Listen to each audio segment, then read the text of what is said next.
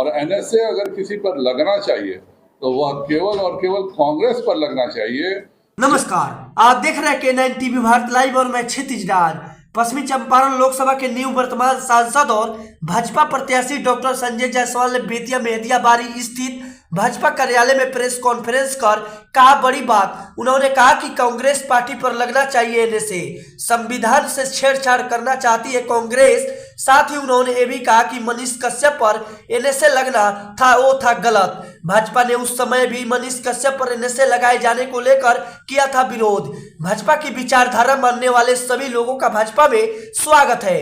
भाजपा परिवार में 21 करोड़ और मोदी परिवार में 140 करोड़ लोग रहते हैं।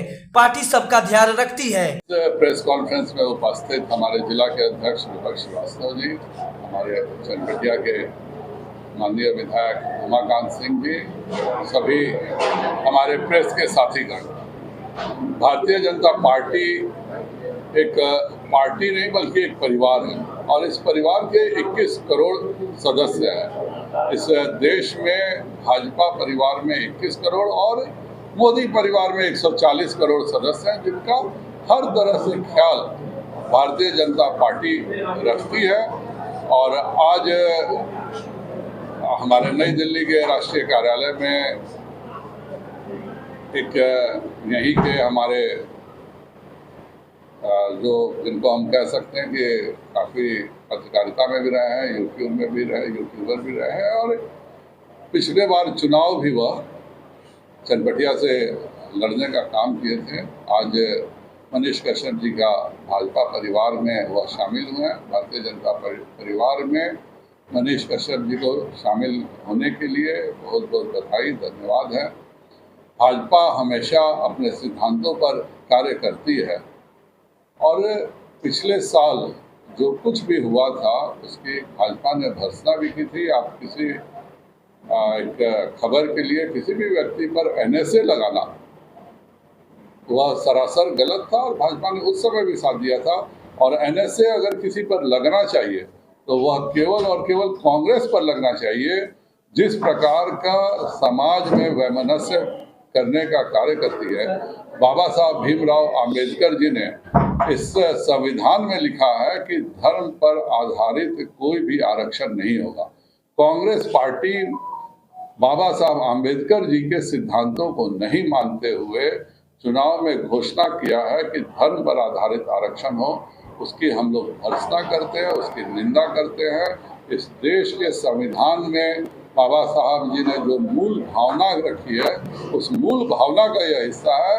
और कांग्रेस जो संविधान के साथ छेड़छाड़ करने का प्रयास अपने घोषणा पत्र में की है, इसको भाजपा का प्रत्येक सदस्य विरोध करेगा और इस देश की जनता ऐसा सबक सिखाएगी कि कांग्रेसी कभी भी इस संविधान के मूल भावना के खिलाफ न जा सके। भाजपा के साथ रहना चाहिए। और मनोज तिवारी जी उनसे मिलने भी आए थे जब छूटे थे, तो मनोज तिवारी जी ने उन्हें भाजपा के परिवार में शामिल किया है। भाजपा में हर व्यक्ति का स्वागत है। भाजपा में केवल इनकमिंग है। हम अपने परिवार का सदस्य मानते हैं। जो भाजपा में आज वो शामिल हुए हैं उनका स्वागत है, उनका अभिनंदन भी है और हम धन्यवाद भी देते हैं कि भाजपा के विचारों से प्रभावित हर व्यक्ति का भारतीय जनता पार्टी में स्वागत करते हैं। सर, अभी वो कैंडिडेट थे यहाँ पे, मतलब उनका कैंडिडेचर आ रहा था कि वो चुनाव लड़ेंगे, अचानक बीजेपी में शामिल हो गया है, तो फिर क्या कोई इस तरह का नेगोशिएशन किए थे? इस तरह की बात है कि अगले इलेक्शन में विधानसभा में कोई बात जो होती है वो कैंडिडेचर जब घोषणा हो जाता है, जब वो नॉमिनेशन फाइल होता है तभी कोई कैंडिडेट होता है, उसके पहले कोई भी संभावित होता है। हमको मिलेगा, एमएलसी बनाया जाएगा, टिकट एमएलसी बनाया जाएगा। इसी पर राष्ट्रीय कार्यालय में जो भी बातें तय हुई, भाजपा एक जिम्मेवार पार्टी है। राष्ट्रीय कार्यालय में जो भी बातें तय हुई हैं मुझे उसकी जानकारी नहीं है, मैंने अभी जस्ट देखा है। लेकिन भारतीय जनता पार्टी कोई भी बात कहती है तो पूरी जिम्मेवारी से कहती है। भारतीय जनता पार्टी दुनिया में और किसी विरोधी से नहीं डरती, लेकिन भाजपा के परिवार में हर विरोधी का स्वागत है। भाजपा में जो भी आना चाहे उनका स्वागत है। यहाँ लड़ाई महागठबंधन से थी और है, और सच पूछा जाए तो कोई यहाँ लड़ाई नहीं है। इस जिले में 17 में 16 सीट जीतने का कार्य एनडीए गठबंधन ने 2020 में भी किया है।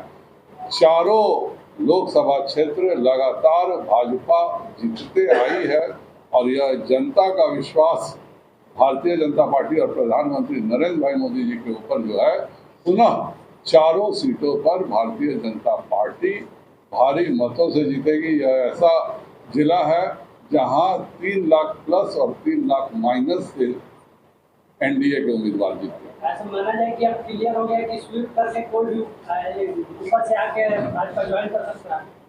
बिल्कुल, आप भी चाहिए। आज पत्रकारिता छोड़ दीजिए, कल मैं आपका दिल से स्वागत करूंगा। आप ज्वाइन कीजिए, आपका स्वागत भी है, अभिनंदन भी है, और आपको मैं अलग से धन्यवाद भी दूंगा।